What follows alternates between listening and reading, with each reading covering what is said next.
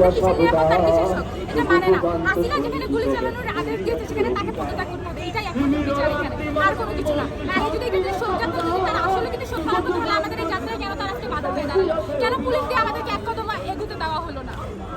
উপরমহল থেকে দাবি করছে যে তৃতীয় শক্তি কারাই এই আপনাদের আন্দোলনে প্রবেশ করেছে, তারাই আসলে এই ধরনের ঘটনাগুলো ঘটিয়েছে। আপনি হ্যাঁ, কি আমরা বলেন? বলতে চাই এখানে তৃতীয় শক্তি আছে, সেই তৃতীয় শক্তি হচ্ছে ছাত্রলীগ, যারা পুলিশের প্রোটেকশনেই ছাত্রদের উপরে আন্দোলন করছে। সেখানে আর কোনো তৃতীয় শক্তি নাই।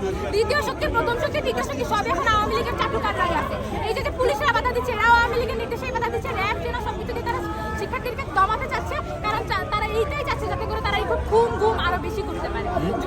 নিরস্ত্র আবু সাইদকে যে গুলি করেছে, এটাও বলছে তৃতীয় শক্তি। আপনারা কি বলেন? আমরা তো দেখেছি ভিডিওতে, এখন কি বলবে যে ওই যে পুলিশ গুলি করেছে সে হচ্ছে তৃতীয় শক্তি? তাহলে কিছুদিন পর বলবে যে র্যাবের হেলিকপ্টার যে আকাশে দেখা গেছে সেটা আসলে হেলিকপ্টার না, সেটা হচ্ছে তৃতীয় শক্তি র্যাবের হেলিকপ্টারের পোশাক পরে আকাশে উঠতেছিল।